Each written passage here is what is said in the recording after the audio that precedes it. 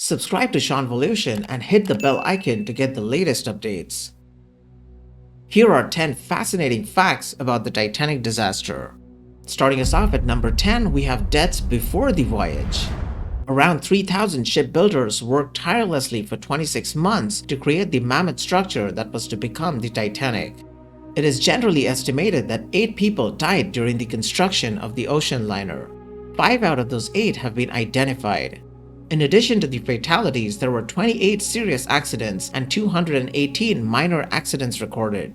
Owing to the era and the safety standards, worker deaths were a lot more common in those days. One of the men killed during the construction of the Titanic had a son who was killed during the construction of her sister ship, the Olympic.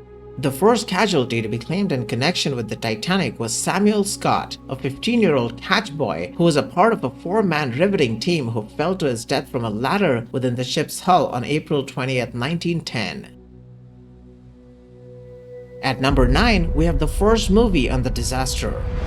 The first movie on the Titanic disaster was called Saved from the Titanic and was released just 31 days after the ship sank. But that's not the only unique element of this film.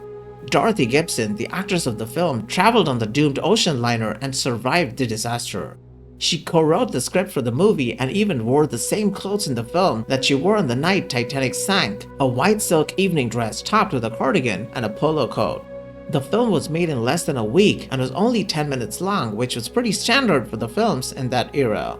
Unfortunately, the only known prints of the movie were destroyed in a fire in March 1914 and is therefore considered a lost film. Only the promotional photos of the movie exist now. The loss of the motion picture is considered by film historians to be one of the greatest of the silent era. Saved from the Titanic is also Dorothy's final film. She suffered a mental breakdown after completing the film, apparently due to the mental strain that it caused her. At number 8, we have the survival rates of the different classes. More men of the first class survived the disaster than children of the third class. The Titanic disaster saw a stark difference in survival rates between the first and third class passengers. While the exact figures vary slightly depending on the source, the general trend is clear. First class passengers had a significantly higher chance of survival due to various factors. First class cabins were located close to the boat deck, making it easier for them to reach the lifeboats. The class system of the time dictated that women and children from first class would be prioritized in boarding the lifeboats. Crew members were more likely to assist first-class passengers in reaching the lifeboats. In contrast, third-class passengers faced numerous obstacles. They were often confined to the lower deck quarters, making it difficult to reach the upper decks where the lifeboats were located. Many third-class passengers were immigrants with limited English proficiency, hindering their understanding of instructions and warnings. The prevailing class biases of the time affected the allocation of lifeboat spaces, with third-class passengers often being overlooked. As a result, the survival rates for the first-class passengers were considerably higher than that of the third-class passengers, highlighting the stark social inequalities of the time and the tragic consequences of the disaster. At number 7, we have the youngest passenger to travel on the ship. Millvina Dean was born on February 2, 1912, and at just 9 weeks old, she was the youngest passenger aboard the RMS Titanic. She was traveling with her parents Bertram and Eddie and her brother who was also named Bertram. The family had not chosen to be on the Titanic, but because of a coal strike, they were transferred onto the ship. When the ship struck an iceberg on the night of April 14, 1912, her father fell to its collision, and after investigating, he returned to his cabin, telling his wife to dress the children and go up onto the boat deck. Millvina, her mother, and her brother were placed in lifeboat 10 and survived. Her father did not survive, and his body, if recovered, was never identified. In her younger years, she did not know that she was on the Titanic and only found out when she was 8. She also claimed to have some limited memories of the night. Millvina also became the last surviving Titanic passenger when Barbara West, the penultimate survivor, died in 2007. Millvina Dean died on May 31, 2009 at the age of 97. At number 6, we have the oldest passenger on the ship. Johan Svensson, a Swedish man, was the oldest passenger aboard the Titanic. He was 74 at the time the ship sailed and traveled from the third class with his son who was taking him to the US. Johan was reportedly reluctant to leave his home country and cried before the voyage. Both Johan and his son died in the sinking, and their bodies, if recovered, were never identified. At number 5, we have the real J Dawson of the Titanic. The character Jack Dawson, played by Leonardo DiCaprio in James Cameron's Titanic, was fictional, but there was an actual J Dawson on the doomed ocean liner. However, his name was Joseph Dawson, and he wasn't a passenger but a crew member who shoveled coal on the Titanic. The movie is not based on his life. In fact, James Cameron had never heard of Joseph Dawson while he was making the movie. Similar to Jack, Joseph Dawson perished in the disaster. His body was recovered by the Mackay Bennett and brought to Halifax and was identified by the Union card in his pocket. Since his body was not claimed by anyone, he was buried in the Fairview Lawn Cemetery. Joseph's grave reads J. Dawson, leaving many to believe it's Jack Dawson's grave. His grave became a popular tourist attraction of the release of the film, but ironically, people who visit the grave are not necessarily remembering Joseph Dawson, the coal worker who went down with the ship, but instead mourn the fictional Jack Dawson. At number 4, we have Charles Joughin, the chief baker. Charles Joughin was the chief baker aboard the RMS Titanic.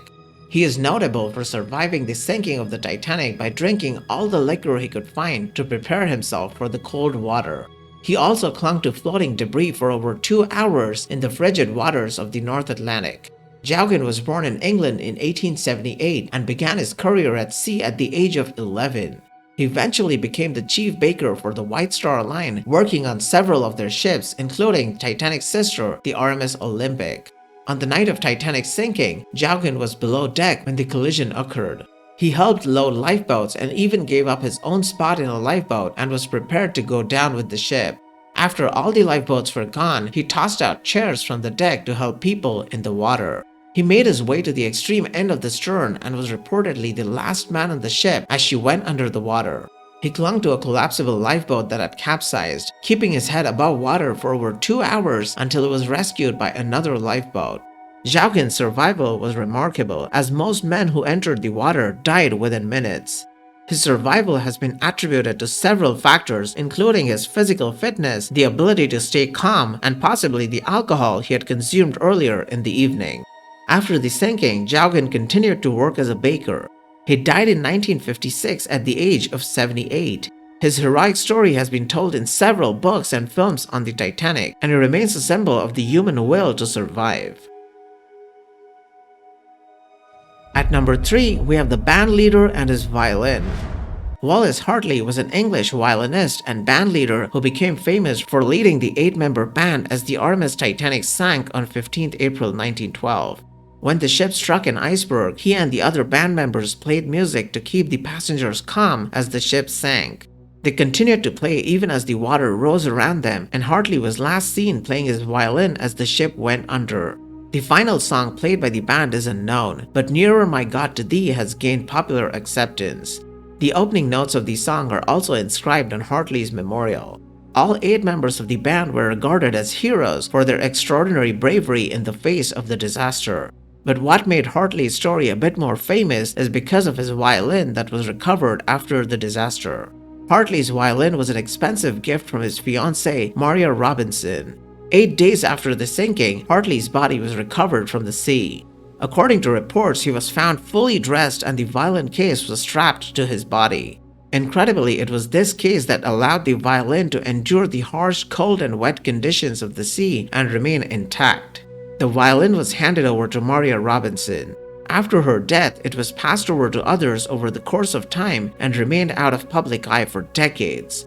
Before the violin was auctioned off in 2013, it went through an extensive authentication process to determine if it was indeed the instrument Hartley used on the night Titanic sank. After the results of the test were positive, it officially became the most expensive artifact from the Titanic sinking after it was sold at $1.7 million. Wallace Hartley became a hero for his bravery and sacrifice. He's remembered as a symbol of hope and courage in the face of disaster. The violin now resides at Titanic Belfast Museum and is open to public viewing. It has 2 large cracks and is no longer playable. At number 2, we have the largest family to perish in the disaster.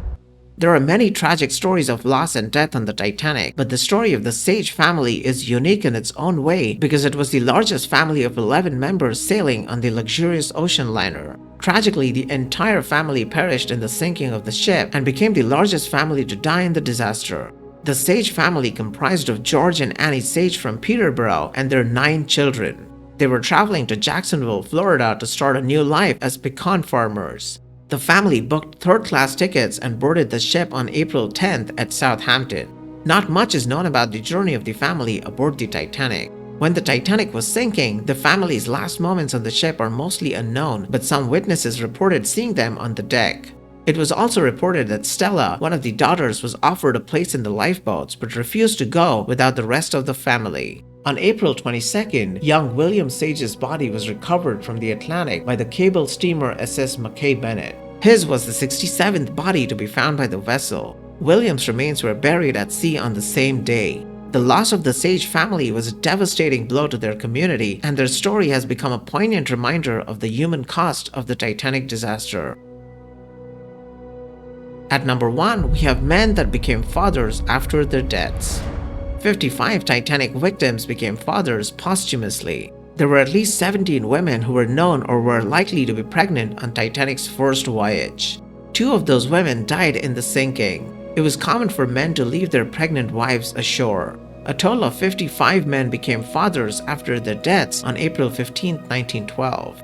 The most famous of the men was John Jacob Astor, a first-class passenger and the richest man on the ship, whose wife Madeline Astor was 5 months pregnant when the ship sank. She survived and later gave birth to a son on August 14, 1912. She named her son after her husband. There were many other passengers and crew members who never had the chance to get to know their children. Thank you for watching the video. If you found the video interesting, please hit the like button and consider subscribing to shounvolution for more such content.